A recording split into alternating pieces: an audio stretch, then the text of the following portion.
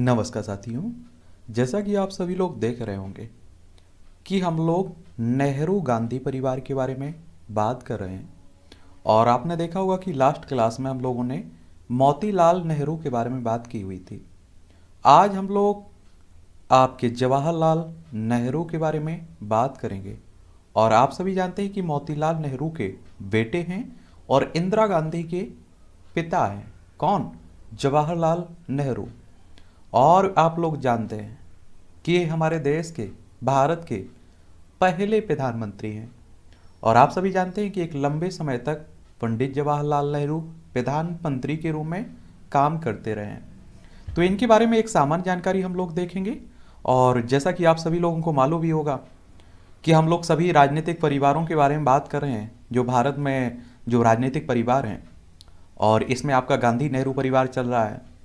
और इनके नेहरू के बाद हम लोग बात कर लेंगे, आपके गांधी के बारे में बात करेंगे, क्योंकि आप देखिए कि इंदिरा गांधी की शादी को लेकर आप देखिए जो विवाद खड़ा होता है उसमें गांधी जी का नाम जरूर आता है। कई लोग कहते हैं कि जो फिरोज गांधी थे इन्हें गांधी जी ने गोद लिया था, इसलिए आप देखते हैं कि सरनेम उनका गांधी जुड़ जाता है। तो उस पर हम लोग बात करेंगे, लेकिन आप लोग कुछ पिक्चर्स और देख लीजिए। आपकी स्क्रीन के सामने जवाहरलाल नेहरू दिख रहे होंगे और आपके महात्मा गांधी साहब दिख रहे होंगे। और एक और आप लोगों ने देखा होगा, जो अभी वर्तमान में जो भी सरकारें रहती हैं, आप देखते हैं आजकल के जो नेता रहते हैं ये गांधी को लेकर और नेहरू को लेकर काफ़ी अपशब्द भी बोलते रहते हैं और काफ़ी समस्याओं के लिए इन्हें ही जिम्मेदार ठहराते रहते हैं। तो मुझे लगता है कि जब हम लोग आज़ाद हुए हमारे सामने आप देखिए कई समस्याएं खड़ी हुई थी और कई लोग तो कह देते हैं कि जो भारत पाकिस्तान का बंटवारा हुआ उसमें आप देखिए कि नहीं का हाथ था, नेहरू और गांधी जी का हाथ था। यहाँ एक आप लोगों को उदाहरण दे देता हूँ और अब मुझे लगता है कि आप सभी के पास दिमाग है, समझदार हैं, तो आप लोग बता सकते हैं। और आप देखिए कोई भी हो, भगत सिंह, सुखदेव, राजगुरु हों, या आप देखिए सरदार वल्लभ भाई पटेल हों, या नेहरू हों, या आप देखिए गांधी हों, या भीमराव अम्बेडकर साहब हों, देखिए सभी का योगदान रहा है भारत की आज़ादी में। किसी के योगदान को आप लोग नकार नहीं सकते हैं। मान लीजिए एक परिवार में 5 बेटे हैं और माँ बाप हैं उसके। आप सोचिए कि परिवार में लड़ाई होती है भाइयों के बीच, और आप देखिए इतनी लड़ाई बढ़ जाती है कि उनके बीच सुबह शाम लड़ाई होती रहती है, मार काट पे आ जाते हैं। तो एक बाप के पास क्या ऑप्शन रहता है? यही ऑप्शन रहता है कि बेटों को अलग अलग कर दिया जाए। तो आप सभी जान रहे हैं कि जब हमें आज़ादी मिल रही थी उस समय आप देखिए चारों तरफ दंगे फैल रहे थे, अशांति फैली हुई थी। और मुझे लगता है कि उस समय जो परिस्थिति बनी हुई थी, एकमात्र कोई उपाय बचा हुआ था कि भारत से पाकिस्तान को अलग ही कर दिया जाए। ठीक है, तो उस पर हम लोग बात करेंगे सही है या नहीं, एक कभी टाइम मिलता है तो उस पर भी हम लोग बात कर लेंगे। ये आप देखिए नेहरू, इनकी पत्नी और इनकी बेटी इंदिरा गांधी, और आप देखिए इनके पिताजी, आप समझ रहे हैं, इनका परिवार है। और आप देखिए इंदिरा गांधी, और इंदिरा गांधी हमारे देश की पहली महिला प्रधानमंत्री और अभी तक एकमात्र महिला प्रधानमंत्री रही है। और आप सभी जानते हैं इनके भी कहाँ, इनके टाइम को आप देखिए, अगर राष्ट्रीय आपातकाल को हम लोग छोड़ दें तो कई इनके द्वारा अच्छे अच्छे काम किए गए हैं। फिलहाल हम लोग पंडित जवाहरलाल नेहरू के बारे में बात करते हैं। उससे पहले आपको बता दूं कि इनका संबंध उत्तर प्रदेश से था। कहाँ से? उत्तर प्रदेश से। और वैसे आप जानते हैं कि उत्तर प्रदेश राजनीतिक दृष्टि से भी आज के समय में काफ़ी महत्वपूर्ण है, क्योंकि यहाँ विधानसभा में 403 सीटें हैं, विधान परिषद में 100 सीटें हैं, राज्यसभा में 31 सीटें हैं, लोकसभा में 80 सीटें हैं। और ऐसा माना जाता है कि जो दिल्ली की गद्दी रहती है ना, इसका अगर आप देखिए रास्ता, या आप देखिए कि इसका रास्ता देखें तो लखनऊ से होकर गुजरता है। और आपको देखने को मिलेगा अधिकतर प्रधानमंत्री आपके उत्तर प्रदेश से ही निकले हुए हैं। ठीक है, तो पंडित जवाहरलाल नेहरू हैं, पंडित जी हैं। इनका पूरा नाम पंडित जवाहरलाल नेहरू, और इन्हें प्यार से बच्चे चाचा नेहरू के नाम से पुकारते हैं। और 14 नवंबर 1889 में इनका जन्म हुआ था। इलाहाबाद उत्तर प्रदेश में इनका जन्म हुआ था। कहाँ? आजकल आप लोग इलाहाबाद को प्रयागराज के नाम से जानते हैं। इनके पिता का नाम मोतीलाल नेहरू और इनकी माता का नाम स्वरूप रानी नेहरू। इनकी पत्नी का नाम कमला नेहरू। आप देखेंगे 1916 में इनकी शादी हो गई थी। और आप सभी जानते हैं कि इंदिरा गांधी इनकी बेटी का नाम, जिन्हें आप लोग प्रियदर्शनी के नाम से भी जानते थे, 1917 में इनका जन्म हो गया था, इंदिरा गांधी का। इनके धर्म की बात करें तो हिंदू हैं और ब्राह्मण जाति से आते हैं। किसे? ब्राह्मण जाति से आते हैं। अगर हम लोग नेहरू की शिक्षा की बात करें तो काफ़ी पढ़े लिखे थे। Harrow college, tannic, London, law की डिग्री कैम्ब्रिज विश्वविद्यालय, और 7 साल में इंग्लैंड में रहकर इन्होंने फैबियन समाजवाद और आयरिश राष्ट्रवाद की जानकारी भी हासिल की। वहीं 1912 में भी भारत लौटे और वकालत शुरू कर दी है। तब आप जानिए कि उस समय आप देखिए भीमराव अम्बेडकर साहब को देख लीजिए आप लोग। आने वाले समय में हम लोग उन पर भी बात करेंगे।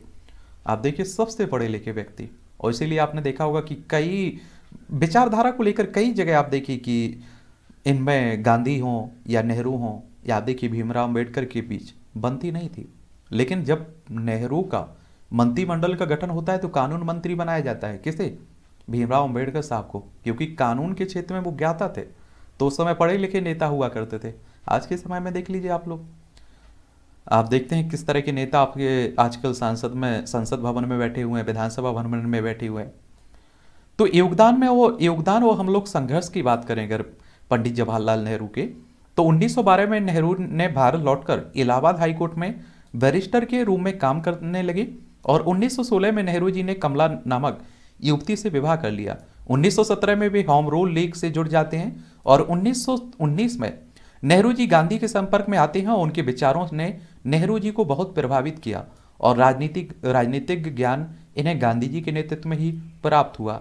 यही नहीं, वह समय था जब नेहरू जी ने पहली बार भारत की राजनीति में कदम रखा और उसे इतने करीब से देखा कि 1919 में गांधी जी ने रॉलेट अधिनियम के खिलाफ मोर्चा संभाल रखा था।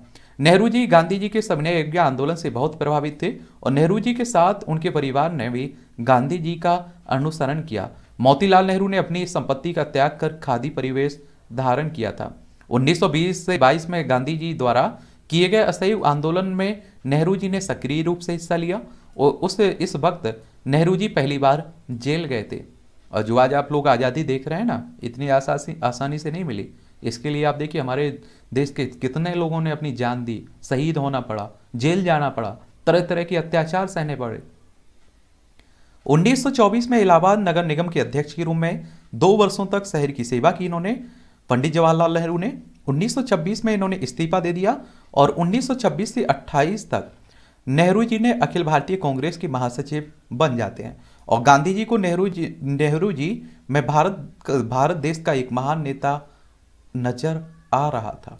और इसका परिणाम आप लोगों को आज़ादी के बाद देखने को भी मिलेगा कि आप देखिए तमाम नेताओं के नाम होने के बावजूद भी प्रधानमंत्री के रूप में पंडित जवाहरलाल नेहरू को गांधी जी की तरफ से बनाया गया था। और आप देखिए 1928-29 में मोतीलाल नेहरू की अध्यक्षता में कांग्रेस के वार्षिक सत्र का आयोजन किया गया था, और ये कांग्रेस वही है जिसकी स्थापना 1885 में हुई थी। और इस सत्र में 2 गुट बने। पहले गुट में नेहरू और एवं सुभाष चंद्र बोस ने पूर्ण स्वतंत्रता की मांग का समर्थन किया, और दूसरे गुट में मोतीलाल नेहरू और अन्य नेताओं ने सरकार के अधीन ही प्रभुत्व संपन्न राज्य की मांग की। आप समझ रहे हैं कि एक गुट में आप देखिए बेटा है, दूसरे गुट में आप देखिए बाप है, क्योंकि आप सभी जानते हैं कि नेहरू जी के पिता का नाम मोतीलाल नेहरू था। तो आप समझ सकते हैं कि उस समय आज़ादी में आप देखिए, आज आप लोग किसी अपने पिता के खिलाफ 2 शब्द बोल दीजिए, घर से निकाल देंगे।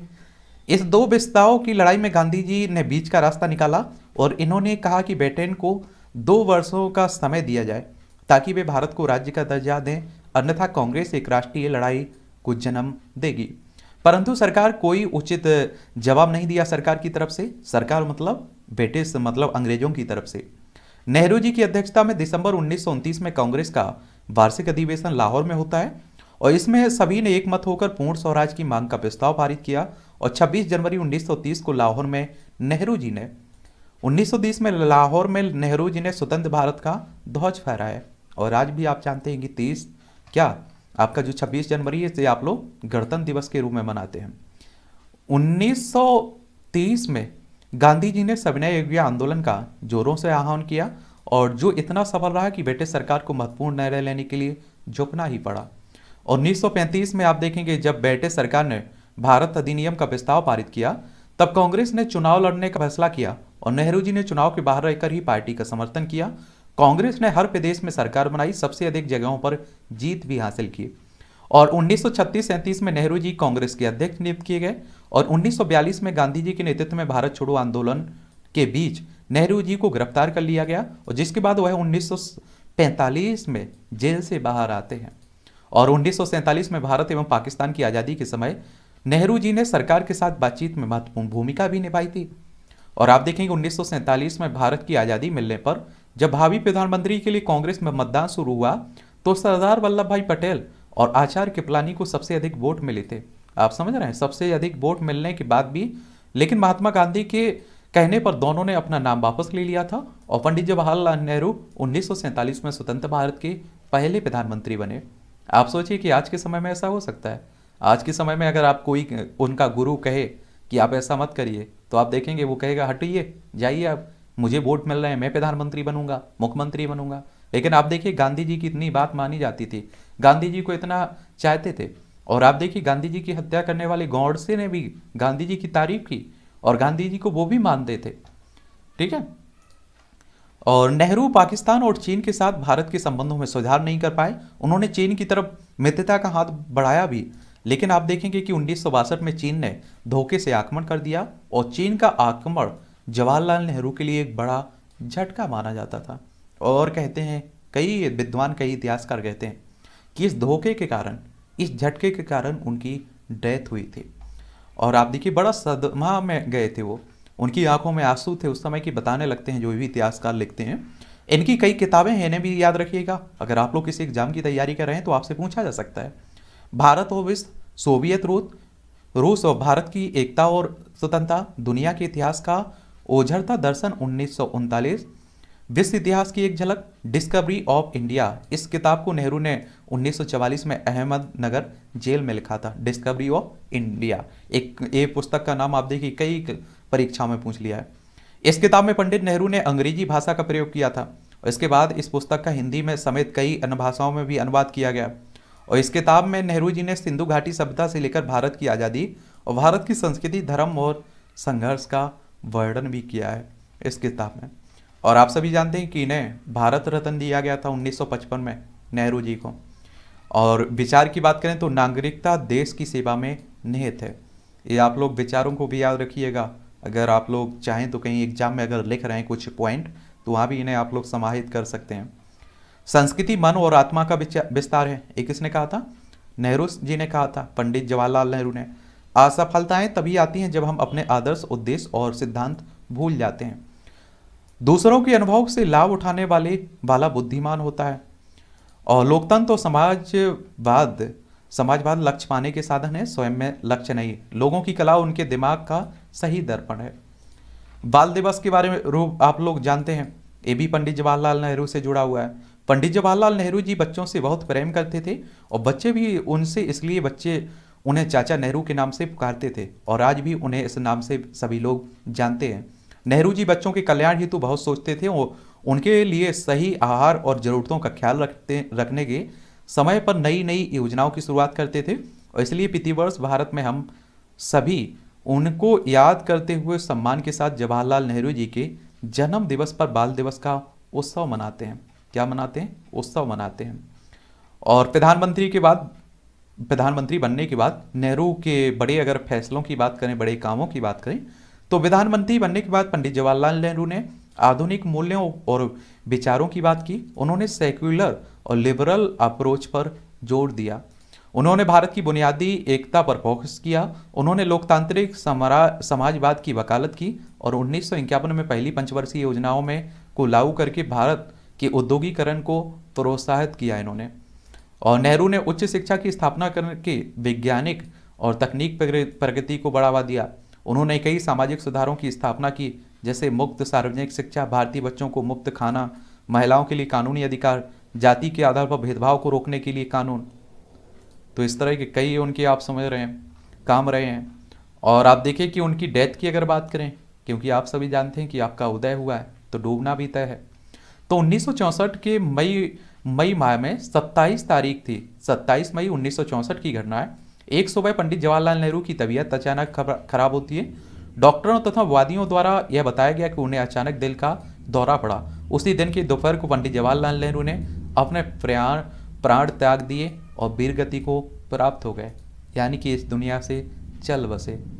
तो ये कहानी है पंडित जवाहरलाल नेहरू की, हमारे देश के पहले प्रधानमंत्री की।